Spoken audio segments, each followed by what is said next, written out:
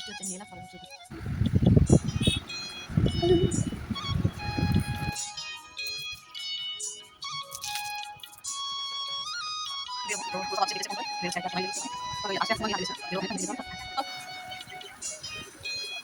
আমাদের ছোটবেলায় বৃষ্টির দিন ছিল একদম অন্যরকম।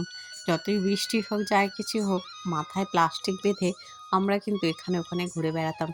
হ্যালো এভরিওয়ান, আমি তনিমা। নতুন দিনের নতুন সকালে একটা বৃষ্টি ভেজা দিন নিয়ে তোমাদের কাছে চলে এলাম। চলো আজকে সারাদিন কি করলাম সেটাই তোমাদের সাথে শেয়ার করব। ভোরবেলা থেকে উঠে রান্নাবান্না সব কমপ্লিট, মেয়েকেও রেডি করে দিয়েছিলাম। তবে এই বৃষ্টির জন্য সোনার বাবা বলল আজকে আর পাঠিও না, কারণ আজকে যে হারে বৃষ্টি হচ্ছে মেয়ে যেতে যেতেই অর্ধেক ভিজে যাবে আর পুরো জলটাই সোক করবে। মেয়ে তো শুনে বেজায় খুশি, জামা কাপড়টা আগেই ছেড়ে এই যে করতে বসে গেল ড্রয়িং। সোনার বাবাও রেডি হয়েছিল, কিন্তু ওই জামা কাপড় খুলে বসলো কিছুক্ষণ। সোনার বাবা যাবে আজকে বড়দাকে দেখতে। বড়দা একটা অপারেশন হয়েছেন, নার্সিংহোমে ভর্তি। তো আগের দিন অপারেশন হয়ে গেছে, আজকে সোনার বাবা যাবে দেখতে। এই যে দেখো সকালবেলায় উঠে জানে মেয়ে আমি ভিডিও করি, মেয়ে দেখো কখন এসে ঠাকুর ঘরে এই ভিডিওটা করে নিয়ে এসছে। ভালোই হয়েছে, তোমাদের সাথে শেয়ার করলাম। মেয়ের হাতের এই যে কাঁপা কাঁপা হাতে মেয়ে ভিডিও তোমাদের কেমন লাগলো অবশ্যই তোমরা জানিও। এটা ক্ষেত্রেই মেয়েরা মাকে কিন্তু চেষ্টা করে সবসময় মায়ের কাজে সাহায্য করার। এমনি আমার সোনায় দেখো এই যে মা ভিডিও করবে, আমি একটু করে রাখি, আমাকে এসে বলছে মা আমি একটু ঠাকুর ঘরের ভিডিও করে এনেছি। আমি বললাম ভালোই হয়েছে, কোনো কাজেই খারাপ বলি না, খারাপ বললে কিন্তু ওরা আর কাজে উৎসাহ পাবে না, সেটা যে কোনো কাজই হোক। ভালো কাজে সবসময় তাকে উৎসাহ দেওয়া ভীষণ প্রয়োজন। দেখো এটাও তো আমার কাজ, ও সেটা বোঝে যে মা এটা কাজ করে। যাই হোক দেখো এক ঝুড়ি ফুল নিয়ে সোনার বাবা সকালে চলে এসেছিল। তো আজকে যদিও ফুলের পরিমাণটা একটু কম, তবে আমি কিন্তু পরে আবার কিছুটা ফুল বাগান থেকে তুলে এনেছি। মেয়ে বলল মা খিদে পেয়ে গেছে। আমি সকাল সকাল পূজাটাও কিছুটা সেরে নিয়েছি। মেয়ের সকালে টিফিন তো রেডি করাই ছিল, সেটাই মেয়ে খেয়ে নিল। আর সোনার বাবাও যাবে বড়দাকে দেখতে, তাই এখানে দেখো এই যে চিঁড়ের দুধ কলা দিয়ে এখানে মেখে ঝুঁকে খেয়ে নিচ্ছে। দেখো সবাইকে খাইয়ে দাইয়ে নিয়েছি, সবার খাওয়া হয়ে গেলে যে কোনো কাজ আমি ভীষণ ফ্রিভাবে করতে পারি। সোনায়ের তো ছোট, ওরও পেটটা ভর্তি থাকলেও কিন্তু আর কোনো দুষ্টুমি করে না। অনেকক্ষণ ওরও কাজ নিয়ে ব্যস্ত থাকে, আমি তখন অন্যান্য কাজগুলো করি। সোনায়ের বাবাই বেরোলো, তবে মুষলধারে বৃষ্টিটা এখন কমেছে, তবে অনবরত হচ্ছে। আমি এই যে কয়েকটা নিচের উঠানের ফুল গাছের ডগা নিয়ে চলে এসেছি। এখন ছাদের বাগানে কিছুটা দেবো আর কি, ছাদের যে টবগুলো আছে। তো দেখো এই যে আগে দিয়েছিলাম এই জবা গাছটা, দুধে আলতা জবা, এটা কিন্তু দেখো এই বৃষ্টিতে ধরে গেছে। অম্বুবাচীর ঠিক পরেই কিছু ডাল বসিয়ে দিয়েছিলাম, প্রত্যেকটা ডালই কিন্তু বেঁচে গেছে। আবার এখন এনে রাখছি, কারণ বেশ মাঝে মাঝে তো বৃষ্টি হচ্ছে, গাছগুলো আশা করি ধরে যাবে। এটা হচ্ছে কাগজ ফুল অরেঞ্জ কালারের, এর পাশে দুধে আলতা জবা, এটা বেলি ফুল। এরম করে বেশ কয়েকটা ডাল এনে রেখেছি, দেখা যাক ধরে কিনা। তবে প্রায় তো বৃষ্টি এবং প্রায় মাটি ভিজেই থাকছে, আশা করি কাজগুলো বেঁচে যাবে। আমাদের ছোটবেলার বৃষ্টির দিনগুলো এখনো যেন চোখের সামনে ভাসে। মুষলধারে বৃষ্টি হচ্ছে ঠিকই, কিন্তু এই ভিজে ভিজেই পুকুরের জলে নেমে স্নান করা, বৃষ্টিতে নারকেল কুড়াতে যাওয়া, তাল কুড়াতে যাওয়া ভিজে ভিজে, মানে কোনো কাজই যে বৃষ্টির জন্য থেমে থাকবে তা কিন্তু আমাদের বেলায় হতো না। এবং বৃষ্টিতে ভিজে ভিজেই চলে যেতাম স্কুলে, স্কুল বন্ধ করা যাবে না। বৃষ্টিতে হাফ টিফিনে ছুটি দিয়ে দিত, কিন্তু গিয়ে মজা করা এটাই হচ্ছে আনন্দ। এই যে মেয়েকে খাইয়ে দাইয়ে নেওয়ার পর আমি একটু মুড়ি চানাচুর এইসব নিয়ে বসে গেছি। সবার তো খাওয়া হয়ে গেছে, সবার পেটটা ঠান্ডা, ভগবানকেও প্রসাদ নিবেদন করে চলে এসেছিলাম। এখন আমি বসে এবার খাচ্ছি। দেখো পরিবারের সবার যদি খাওয়া দাওয়া হয়ে থাকে তখন দেখবে আর চিন্তা থাকে না, তখন নিজে একটু বেশ দেখবে বসে শান্তিতে খাওয়া যায়। ঘরদোর আজকে মেয়ে মুছেছে। দেখো এই ঘরটা মেয়ে মুছেছে, ও পাশগুলো আমি মুছে নিয়েছিলাম। ও তখন এখানে কি সব কাজবাজ করছিল বলে আমি আর এদিকটা মুছিনি। ওই জন্য হাসছে, বলছি বলে কে আমার ঘর মুছে দিয়েছে, আমার মা। ওই জন্য হাসছে। মানে সারাদিন বাড়িতে থাকলে এবার ওর সাথে আমার কি করে যে সময়গুলো হু হু করে কেটে যায় আমি নিজেও বুঝে উঠতে পারি না। তবে সকাল থেকে সে আজকে পড়বে না। স্কুলে যায়নি তো কি হয়েছে, বাড়িতে থাকলে পড়বে না। এখন এক বালতি কেচে-কুচে নিয়ে চলে এলাম। তবে বৃষ্টিটা এখন একটু ধরন আছে, সেই জন্যই আর কি কাচাকুচি করে নিয়ে চলে এলাম ছাদে। আজ হচ্ছে বারটা তো তোমাদের বলাই হয়নি, আজকে হচ্ছে শুক্রবার। ফেসবুক থেকে যেসব বন্ধুরা আমার ভিডিওটা দেখছো তাদের অসংখ্য ধন্যবাদ আমাকে এইভাবে সাপোর্ট করার জন্য। প্রত্যেকটা ভিডিওতে তোমরা অনেক অনেক সাপোর্ট করছো, এইভাবেই আমাকে এগিয়ে যেতে তোমরা সাহায্য করো। দেখো বেশ কয়েকটা নাইটি, বাসি নাইটির থেকে শুরু করে ২-৩টে নাইটি এরকম ধোয়া কাচা ছিল, সেগুলো মিলতে পারেনি কারণ ওই বৃষ্টির জন্য। এখন এগুলো ভালো করে মিলে দিচ্ছি। বর্ষাকালে যে কোনো জিনিস ভালো করে না শুকোলেই দেখবে কীরকম একটা ড্যাম্প, মানে তাতে যেন মানে একটা গুমো গুমো মানে গ্যাস ওঠে। আর একটু ড্যাম ট্যাম থাকে আর কি, সেটা একটু ভালো করে যতক্ষণ না তুমি রোদে দিচ্ছ ততক্ষণ কিন্তু ওই গুমো গন্ধটা যেন যায় না।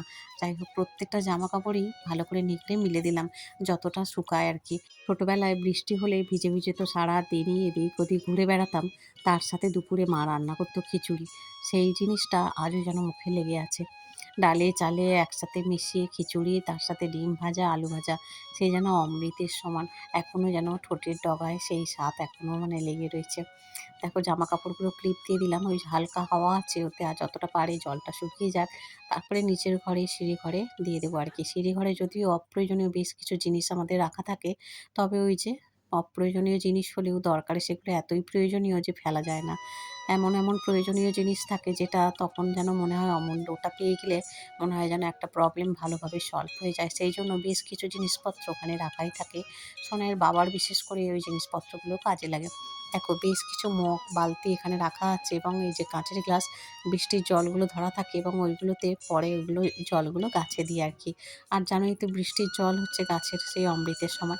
মেয়ে এখন এসেছে, বললাম তুই চলে যা, এখন কিন্তু ঝিরঝির করে একদম হালকা বৃষ্টি হচ্ছে, সেই বৃষ্টির জল মাথায় পড়লে আবার ঠান্ডা লাগবে আর কি। মেয়েকে বললাম তুই চলে যা নিচে।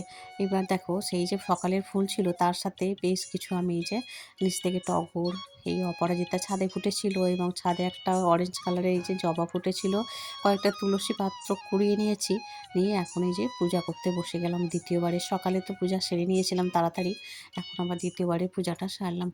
ভগবানের কাছে এই যে বসি, প্রার্থনা করি, তুলসী জল নিবেদন করি, এটাতেই মনে হচ্ছে কত শান্তি হয়, কী করে আর তোমাদের বোঝাবো। বিয়ের পর থেকে আজও পর্যন্ত বেশ কিছু বড় বড় সমস্যার সম্মুখীন আমরা হয়েছি, আমি এবং হাজব্যান্ড। তখন আমরা কিন্তু দেখো কাউকেই কোনো কিছু বলিনি, কারণ কিছু কিছু প্রবলেম থাকে যেগুলো নিজেদেরকেই সলভ করতে হয়, কারণ সেখানে পরিবারের অন্য সদস্যদের সবসময় জানানোর প্রয়োজন মনে করি না, কারণ প্রত্যেকটা মানুষই নানান রকম চিন্তা ভাবনার মধ্যে দিয়ে এবং নানান রকম টেনশনের মধ্য থেকে যায়। আর যথেষ্ট বাবা মার বয়স হচ্ছে, এবং পরিবারের অন্য যে সদস্য আছেন আমাদের শ্বশুরবাড়ির, প্রত্যেকেরই নানান রকম সমস্যা আছে। সবার সমস্যার মধ্যে থেকে আমাদের সমস্যাটাও যদি তাদের সাথে জুড়ে দিই, তাহলে দেখবে সেই সমস্যাটা আরও তাদের কাছে মনে হয় বেড়ে যায়। আমার তো যেটা মনে হয়, কিছু কিছু সমস্যা আমরা সম্মুখীন হয়েছি যেখানে আমরা দিশা খুঁজে পাইনি, তখন এই ভগবানের শরণাপন্নই হয়েছি, এবং সেই সমস্যা থেকে আস্তে আস্তে কিন্তু ভগবানই আমাদেরকে সমাধানের পথ খুঁজে দিয়েছে। আকাশে তো প্রচুর মেঘ, সবে দেখলে জামা কাপড়গুলো মিলেছি, আর সব জামা কাপড় আবার তুলে এনে এই যে নিচের ঘরে মিলে দিচ্ছি। মেয়েও আমার সাথে কিছুটা কাজে হেল্প করেছে। মেয়ে যেহেতু বড় হচ্ছে, ও বোঝে যে মা এই কাজটা করছে, আমি তো এখন বসে আছি, ফ্রি আছি, মায়ের হাতে হাতে একটু কাজ করে যাই। দেখো মেয়েরা বুঝি মায়ের এই কষ্টটা বোঝে। দেখো ছেলেদের মধ্যে জানি না সেই বোধটা কতটুকু থাকে, হ্যাঁ অবশ্যই থাকে, কারণ আমি দেখেছি আমার ভাইকেও, ভাই অনেক কিছু কাজ বাজ করে বাড়িতে। মায়ের কষ্ট, ভাইয়ের বউয়ের যে প্রবলেম, দেখো ছেলেদের এগিয়ে আসতেই হয়, না হলে কিন্তু একটা সংসার কখনোই পরিপূর্ণ হয় না। ছেলেরা যদি না এগিয়ে আসে তাহলে কিন্তু হয় না। কিন্তু আমার মনে হয় মেয়েদের মধ্যে সেই বোধটা একটু বেশি থাকে, ছেলেদের থেকে একটু হলেও বেশি থাকে। যাই হোক, তোমাদের সাথে তো আজকে অনেকগুলো কথাই শেয়ার করলাম। এই দেখো দুপুরে এখন রান্না করব। সকালে তো রান্না যা ছিল, আলু ভাজা, ডাল করেছিলাম, ভাত। মেয়ে একবার টিফিন খেয়েছে, তারপরে আমি তো মুড়ি খেয়েছি, সোনার বাবা দেখলে চিড়ে খেয়েছে, অল্প একটু ভাত ছিল, আর সকালের আলু ভাজাও ছিল, ডালও ছিল। আবার ভাবলাম যে একটু উচ্ছে ভাজি, আর একটু ওই ঝিঙে আলুর পোস্ত বা তরকারি ঝাল যাই হোক করি। মাছ ভাজা করে দিয়েছিলাম, আলু ভাজা আর বাটা দিয়ে ডাল দিয়ে খেয়ে নিয়েছে। একটু বেরোবো, তো পুরসভা অফিসে ডেকেছে ফোন করে, বেরোচ্ছে আর কি। আর সোনাই লিখছে ওখানে, তাহলে ওই আসে আর সময় নেই হাতে বেশি, বেরোবো, অনেকটা হেঁটে যেতে হবে তো। পুরসভা অফিসে গিয়েছিলাম 1:30টার সময়, ফিরলাম 5:30টার সময়। সোনাইয়ের বাবা আর আমি দুজনে 5:30টার সময় ভাত খেলাম, আর এই সন্ধ্যাবেলায় এখন 7:30টা বাজে, এই চা খাচ্ছি। এই উদ্দেশ্যে গিয়েছিলাম, কাজটা মিটেছে, এটাই মনের শান্তি। এসে এতই ক্লান্ত লাগছিল, আজকে আর কোনো ভিডিও করতে পারিনি। এইখানে ভিডিওটা শেষ করলাম। সবাই ভালো থেকো বন্ধুরা, দেখা হবে পরের ভিডিওতে।